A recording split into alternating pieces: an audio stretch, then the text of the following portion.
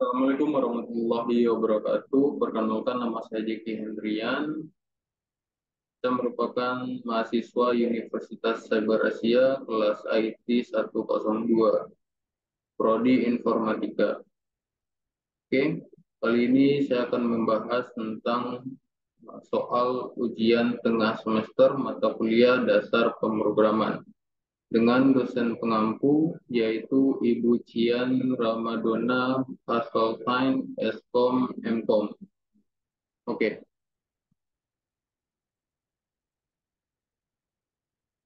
Di soal ujian tengah semester mata kuliah dasar pemrograman ini, kita akan membahas tentang analisa flowchart.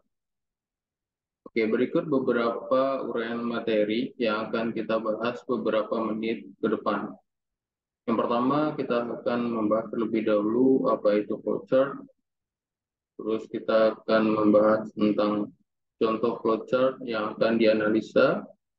Terus deskripsi simbol-simbol yang digunakan pada flowchart, skenario yang digunakan pada flowchart. Setelah itu baru kita masuk ke analisa flowchart. Terakhir nanti kita akan buat summary dari analisa flowchart yang sudah kita buat. Oke, yang pertama kita sebelum masuk ke pembahasan analisa flowchart, kita harus tahu dulu apa itu flowchart.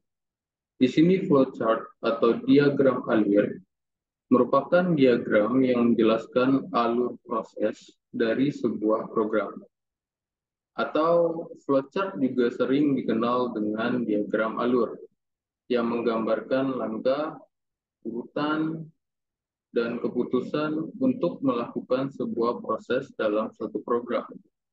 Jadi sebelum melakukan program, kita harus tahu dulu tentang flowchart. Kita harus tahu dulu tentang alur ataupun flow-nya.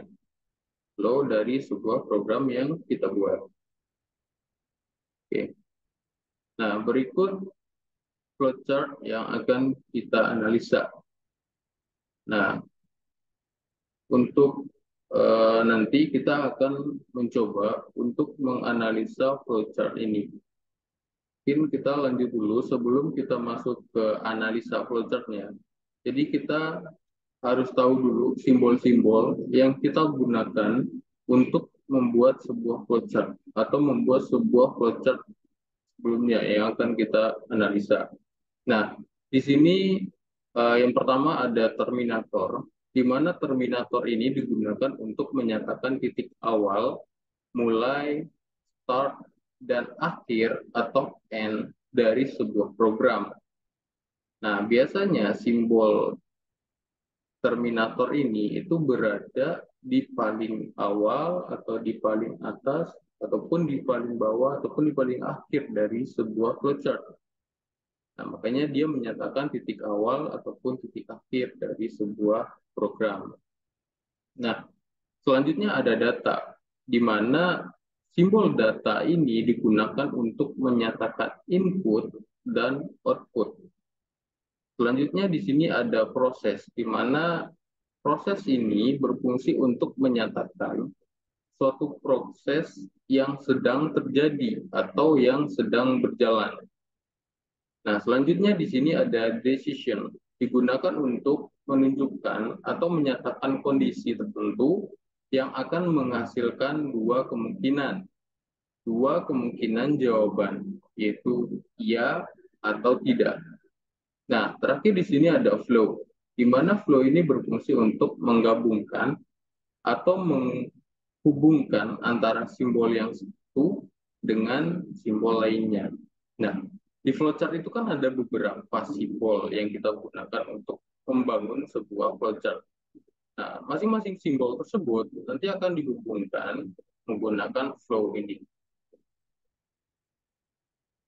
Selanjutnya, dari flowchart sebelumnya, dari flowchart yang akan kita analisa, nah itu kita mempunyai dua skenario yang digunakan pada flowchart tersebut.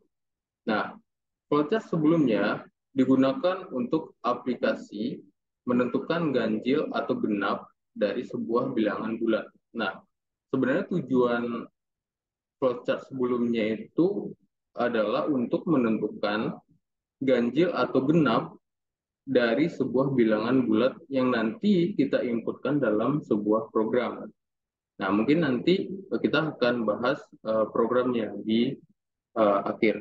Nah, skenario yang digunakan adalah jika bilangan yang sudah diproses hasilnya tidak sama dengan nol, maka bilangan tersebut merupakan bilangan ganjil. Nah, begitupun sebaliknya, jika bilangan yang sudah diproses sama dengan nol, maka bilangan tersebut merupakan bilangan genap. Seperti itu. Nah, ini kita coba analisa flowchart sebelumnya. Nah, yang pertama di sini, langkah pertama atau awal dari flowchart, terdapat simbol terminator untuk memulai flowchart. Nah, makanya tadi simbol terminator ini digunakan untuk memulai start atau akhir dari sebuah program. Nah, dengan keterangan sini yaitu mulai pada simbol terminator tersebut dengan hasilnya sebagai berikut. Nah, di sini kan terdapat simbol terminator, di mana pada simbol terminator ini kita kasih keterangan mulai atau awal dari sebuah program. Nah, selanjutnya, pada tahap selanjutnya, memasukkan bilangan bulat atau mendeklarasikan variabel bilangan dengan menggunakan simbol data dengan keterangan masukkan bilangan bulat, sehingga flowchart akan menjadi sebagai berikut. Nah, bisa kita lihat untuk flowchart-nya akan menjadi sebagai berikut yang ada di bawah ini. Nah, pada tahap ini kita memasukkan bilangan bulat apa saja yang akan diproses oleh aplikasi atau program. Nah, di bagian simbol data inilah nanti kita akan menginputkan bilangan bulat pada program kita. Nah, selanjutnya, setelah kita memasukkan bilangan bulat, aplikasi atau program akan memproses bilangan tersebut. Apakah bilangan tersebut habis dibagi dua atau tidak? Nah, di tahap ini kita menggunakan simbol proses.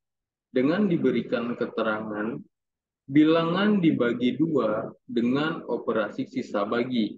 Nah, untuk melambangkan proses tersebut, kemudian menghubungkan simbol proses dengan simbol data, sehingga flowchart-nya akan menjadi seperti berikut. Nah, di bagian simbol proses ini, kita kasih keterangan bilangan dibagi dua dengan operasi sisa bagi. Nah, jika nanti bilangan yang kita masukkan pada program habis dibagi dua atau tidak. Nah, disitulah nanti akan menentukan bilangan tersebut apakah bilangan ganjil atau bilangan genap. Nah, selanjutnya, setelah bilangan diproses, setelah bilangan yang kita inputkan itu diproses oleh program ataupun aplikasi, langkah selanjutnya adalah memeriksa hasil bilangan tersebut. Nah, untuk melambangkan proses pemeriksaan tersebut, di sini kita menggunakan simbol decision dengan ditambahkan keterangan apakah bilangan sisa bagi sama dengan nol atau tidak. Nah, di dalam simbol decision tersebut, pada bagian ini, aplikasi atau program akan memeriksa apakah bilangan yang dimasukkan atau diinputkan sebelumnya habis dibagi dua atau tidak. Nah, sehingga akan terbentuk flowchart sebagai berikut. Nah, setelah tadi simbol proses masuk ke selanjutnya ke simbol decision. Nah, di sini nanti akan ditentukan apakah bilangan yang kita inputkan tersebut habis dibagi dua atau tidak. Itu. Nah, selanjutnya, dengan menggunakan simbol decision ini pada tahap sebelumnya, maka kita harus menambahkan dua pilihan atau option yang telah diproses tersebut. Nah, dua simbol yang ditambahkan ini merupakan simbol data. Setelah simbol decision, dengan diberikan keterangan ganjil dan genap pada setiap simbol data. Sehingga untuk flowchart-nya akan menjadi sebagai berikut. Bisa kita lihat untuk flowchart-nya akan menjadi sebagai berikut.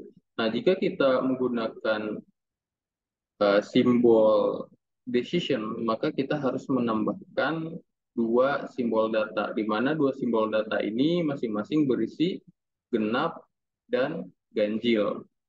Nah, baru selanjutnya pada tanda panah atau flow yang keluar dari simbol decision ditambahkan teks ya untuk panah yang mengarah ke simbol data dengan keterangan genap.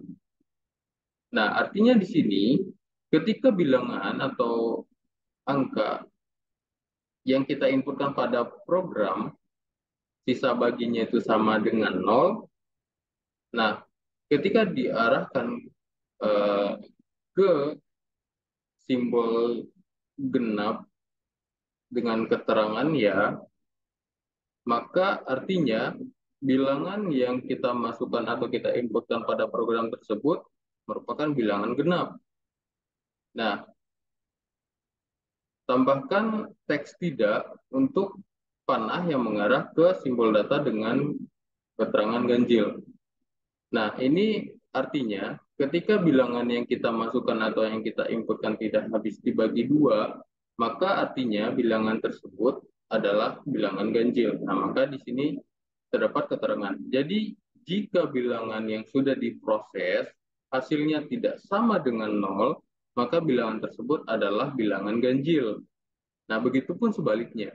Jika bilangan yang sudah diproses hasilnya sama dengan 0, maka bilangan tersebut adalah bilangan genap.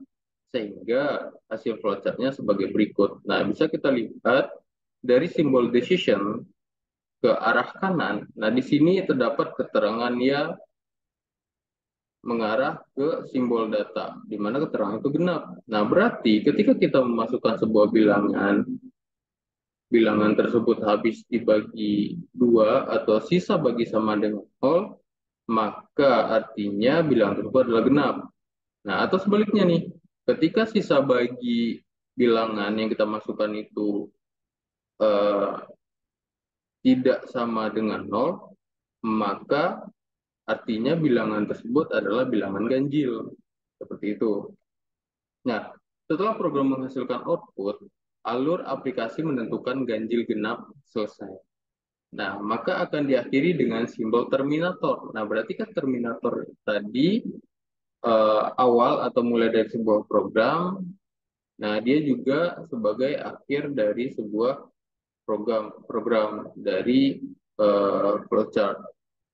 Nah, dengan diberi simbol terminator tadi, diberi keterangan selesai. Pada tahap akhir, sebelum masuk ke fase selesai, terdapat tanda panah atau flow dari simbol data ganjil dan genap ke arah simbol terminator selesai. Nah, sehingga akan menghasilkan flowchart akhir sebagai berikut. Nah, jadi ketika prosesnya udah selesai, terus hasil bagi bilangan yang kita udah dapatkan, yang kita masukkan habis dibagi 0, habis dibagi 2 atau sama dengan 0, maka bilangan tersebut ganjil dan proses selesai. Maaf, jadi ketika bilangan yang kita masukkan sebelumnya habis dibagi 2 atau sama dengan 0, maka artinya bilangan tersebut adalah genap. Setelah itu proses selesai. Nah, jika bilangan kita masukkan itu tidak sama dengan 0 atau tidak habis dibagi 2, maka artinya bilangan tersebut adalah bilangan ganjil. Setelah itu proses selesai. Nah, berikut bisa kita lihat untuk contoh programnya di sini. Di sini kita menggunakan bahasa pemrograman C++. Nah, di sini kita bisa lihat integer yaitu bilangan, si out-nya itu atau output-nya nanti masukkan bilangan bulat. Nah, ini yang akan muncul nanti ketika kita proses programnya. Si in itu bilangan. Nah, di sini kita menginputkan bilangan yang akan kita inputkan pada program. Nah, terus bisa kita lihat pada hasilnya adalah ketika kita menginputkan angka atau bilangan 8, maka keterangan outputnya adalah bilangan 8 adalah genap. Nah, di sini ketika kita menginputkan angka atau bilangan 7, nah di sini outputnya adalah bilangan 7 adalah ganjil. Nah, 8 ketika kita bagi dengan 2 itu nanti hasilnya akan habis atau sama dengan nol. Nah, kalau 7 kalau kita bagi dengan 2 itu hasil baginya tidak sama dengan nol. Jadi masih ada sisa. Makanya untuk keterangan di sini 8 adalah bilangan genap dan 7 adalah bilangan ganjil. Nah, itu untuk penerapannya pada bahasa pemrograman C++. Oke, mungkin terakhir coba kita summary atau kita rangkum dari materi ataupun analisa flowchart sebelumnya. Nah, eh, jadi sebelum melakukan program, apply program, jadi kita harus tahu dulu apa itu flowchart. Di mana flowchart adalah diagram yang menjelaskan alur proses dari sebuah program. Nah, jadi kesimpulannya dari analisa flowchart tadi adalah yang pertama kita mulai, terus user memasukkan salah satu bilangan bulat, di mana tadi contohnya 8, 7, atau mungkin kita bisa memasukkan bilangan lain. Nah, bilangan bulat yang dimasukkan oleh user akan dibagi dua. Nah, jika sisa bagi sama dengan 0, berarti bilangan adalah genap, lalu proses selesai. Nah, jika hasil sisa bagi tidak menghasilkan 0 atau artinya tidak sama dengan 0, berarti bilangan adalah ganjil, lalu proses selesai. Nah, mungkin itu analisa dari flowchart sebelumnya. Demikian yang bisa saya jelaskan. Mohon maaf atas kekurangannya. Terima kasih. Wassalamualaikum warahmatullahi wabarakatuh.